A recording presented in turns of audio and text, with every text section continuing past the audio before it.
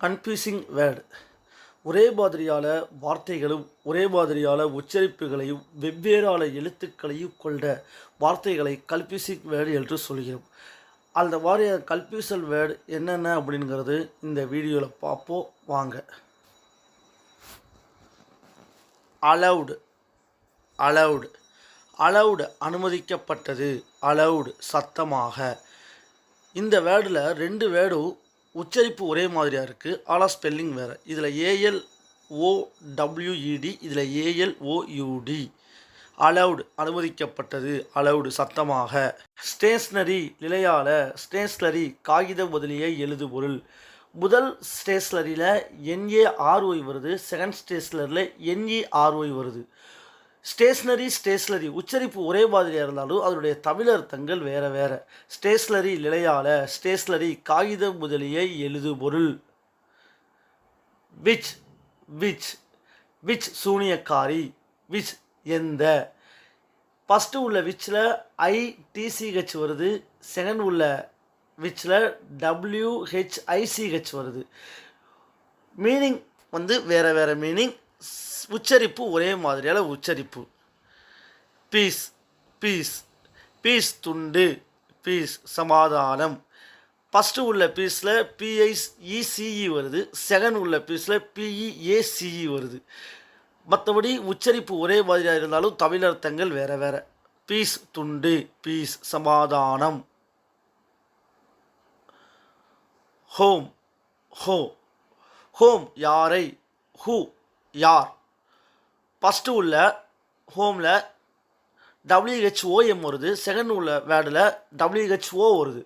மற்றபடி பார்த்தீங்க அப்படின்னா உச்சரிப்பு ஒரே மாதிரியாக இருந்தாலும் தமிழோட அர்த்தம் வேறு வேறு. யாரை, யார். House, home. இதில் பார்த்தீங்க அப்படின்னா தமிழ் அர்த்தம் ரெண்டும் ஒரே மாதிரியாக இருக்கும், ஆனால் இங்கிலீஷ் வேர்டு வேறு வேறு. House, HOUSE house, HOME home. First இதில் ஹவுஸ், செகண்ட் ஹோம். மற்றபடி அர்த்தம் வேறு வேறு இல்லை, ஒரே மாதிரியான அர்த்தம்தான். Apprise, apprise. இதில் பார்த்தீங்க அப்படின்னா இங்கிலீஷோட உச்சரிப்பு ஒரே மாதிரியாக இருக்கும், ஆனால் தமிழோட அர்த்தம் வேறு வேறு.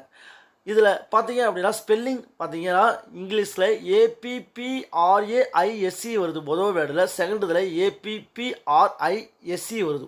ஏங்கிற ஒரு மட்டும் தான் டிஃப்ரெண்ட். அடுத்ததாக ஃபர்தர், மேலும், ஃபர்தர் தொலைவில். இதில் இங்கிலீஷோட உச்சரிப்பு ஒரே மாதிரியாக இருந்தாலும் இங்கிலீஷோட எழுத்துக்கள் வேறு வேறு, தமிழ் அர்த்தம் வேறு வேறு. ஃபர்தர் இதில் பார்த்தீங்க அப்படின்னா THER வருது, இதில் பார்த்தீங்க அப்படின்னா FARTHER வருது. ஃபர்தர் மேலும், ஃபர்தர் தொலைவில். பிரேக், பிரேக், பிரேக் அப்படின்னா தடை, பிரேக் அப்படின்னா உடை. இதில் BRAKE வருது, இதில் BREAK வருது. மற்றபடி ஸ்பெல்லிங் வேறு மாதிரி இருந்தாலும் இங்கிலீஷோட உச்சரிப்பு ஒன்று, ஆனால் தமிழோட அர்த்தம் வேறு வேறு. பிரேக் தடை, பிரேக் உடை. Quiet, quiet. இதில் பார்த்தீங்க அப்படின்னா ஃபஸ்ட்டு வேர்டில் QUIET வருது, செகண்ட் வேர்டில் QUITE வருது, மாறி வருது பார்த்தீங்க அப்படின்னா. மற்றபடி இங்கிலீஷோடது உச்சரிப்பு ஒரே மாதிரி இருந்தாலும் தமிழோட அர்த்தம் வேறு வேறு. ஃபஸ்ட்டு உள்ள கேட்டுக்கு அமைதியான, செகண்ட் உள்ள கேட்டுக்கு மிகவும். Principal, principle. இதில் பார்த்தீங்க அப்படின்னா இங்கிலீஷோட உச்சரிப்பு ஒரே மாதிரியாக இருந்தாலும் தமிழோட அர்த்தம் வேறு வேறு. பிரின்சிபால் அப்படின்னா அதிபர், பிரின்சிபிள் அப்படின்னா கொள்கை. இதில் பார்த்தீங்கன்னா PAL வருது, இதில் PLE வருது. மற்றபடி உச்சரிப்பு இங்கிலீஷோட உச்சரிப்பு ஒரே மாதிரி. இந்த வீடியோ பிடிச்சிருந்துச்சுன்னா லைக் பண்ணுங்கள், ஷேர் பண்ணுங்கள், சப்ஸ்கிரைப் பண்ணுங்கள். நன்றி, வணக்கம்.